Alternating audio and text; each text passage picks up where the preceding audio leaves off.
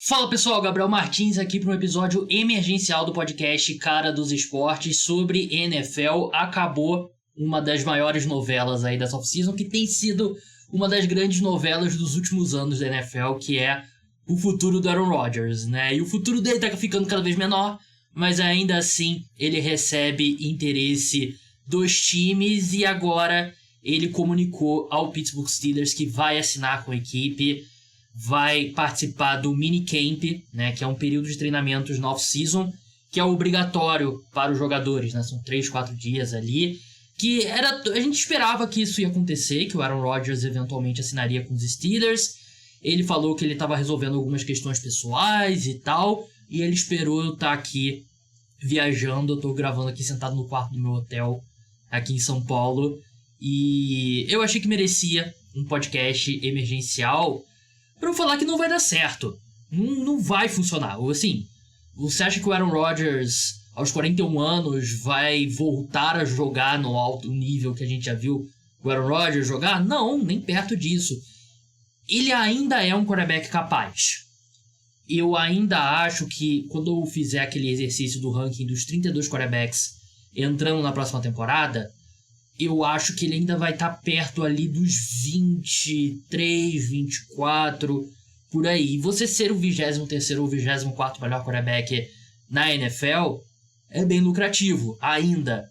Mas e aí? Não vai ser uma melhora significativa em relação ao que os Steelers tiveram com Justin Fields e com Russell Wilson na temporada passada, né? E a gente viu até onde levou a equipe, né? Aquela coisa, né? O time vai pro wild card, vence mais jogos do que perde, mantém a escrita do Mike Tomlin, e a equipe não vai a lugar nenhum, né? A equipe continua nesse marasmo, nesse limbo de não abraçar uma reconstrução, que é o que essa franquia precisa já há muito tempo, desde quando o Big Ben se aposentou. Mas tem essa questão, não, o Mike Tomlin nunca teve mais vitórias, nunca teve uma temporada com mais derrotas do que vitórias, né? Só que até que ponto você ficar nesse limbo ajuda a franquia, né? Ajuda o Mike Tomlin, mas não ajuda o Pittsburgh Steelers, né? E aí você olha, ele vai ter o DK Metcalf para passar a bola, uma linha ofensiva que tem muitas variáveis que precisam dar certo para essa linha ofensiva dos Steelers ser boa, né? E ser pelo menos mediana ou acima da média, né? Tem muita coisa que precisa funcionar. E aí você tá olhando para um quarterback de 41 anos que rompeu o tendão de Aquiles não tem muito tempo. Não é uma receita de sucesso. Eu ainda acho que os Steelers serão competitivos, porque é um time competitivo, é um time que sempre tem uma defesa muito boa, que faz o suficiente no ataque, mas nada do que eu vi no New York Jets me faz acreditar que o Aaron Rodgers é uma boa opção esse ano, né? De novo, ele ainda é capaz de jogar no nível ok, mas os Steelers não estão um quarterback jogando no nível ok de ser competitivo. E é o que eu falo sempre aqui no podcast, né? Você, como franquia, você precisa tomar decisões que vão te deixar mais perto de vencer o Super Bowl. E, às vezes, essa decisão não é a decisão que melhora o seu time no curto prazo, né? Por exemplo, o Aaron Rodgers é um quarterback melhor que o Mason Rudolph, claro, né? Ninguém vai discutir isso, ele melhora o time dos Steelers. Mas melhorar o time dos Steelers não vai fazer a equipe chegar mais perto de vencer o Super Bowl, porque a equipe deveria estar dando um passo para trás, reformulando esse elenco, tendo ali possibilidade de selecionar quarterbacks em escolhas altas no draft.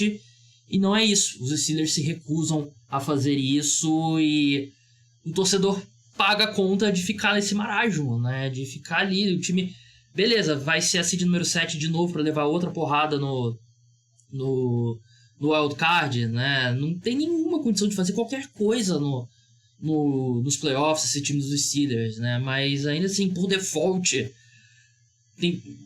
é um time que não se dá muitos tiros nos pés, né? E os outros times da NFL se dão, né? Então ele se mantém ali num nível de competitividade, né? Quanto às dificuldades de lidar com o Aaron Rodgers fora de campo, o Mike Tomlin tem um PhD nisso, né? Porque o Mike Tomlin lidou com Big Ben Roethlisberger, Antonio Brown, Le'Veon Bell, George Pickens, James Harrison, um monte de personalidade difícil. Eu não acho que o Mike Tomlin vai ter problemas com o Aaron Rodgers, até porque, assim, se o Aaron Rodgers não era muito fã do Robert Saleh, o Robert Saleh foi demitido, né?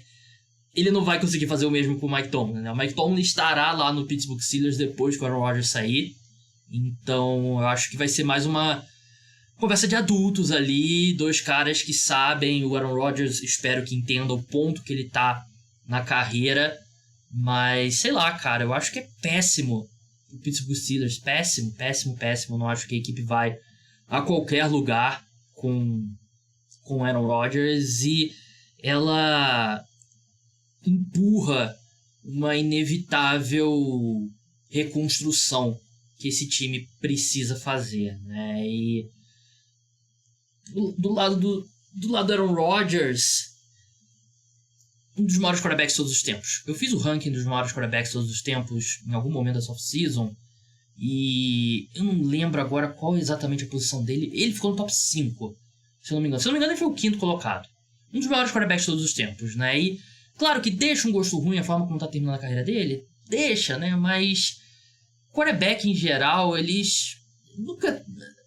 Fim é sempre complicado, né? Eu sempre volto pro exemplo do Peyton Manning em 2015, né? Minha câmera tá horrível. Eu tô com um setup horrível, não trouxe o meu microfone porque ele é muito grande, não cabia na minha mochila. Meu som tá diferente por causa disso. O Peyton Manning, em 2015, depois que ele vence o Super Bowl, ele queria continuar jogando, só que ninguém quis, né? Porque ele já tava em franco declínio e tal.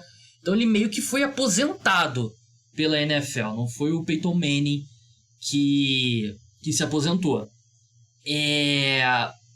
Muitas vezes é assim mesmo. O cara se aposenta jogando mal e é triste por alguns anos, mas depois a gente só vai lembrar do Aaron Rodgers na época do Green Bay Packers, e não vai ser um problema. Pessoal, deixa eu encerrar aqui. Se tornem membros no canal no YouTube. Vai ter episódio pós-jogo 1 das finais da NBA.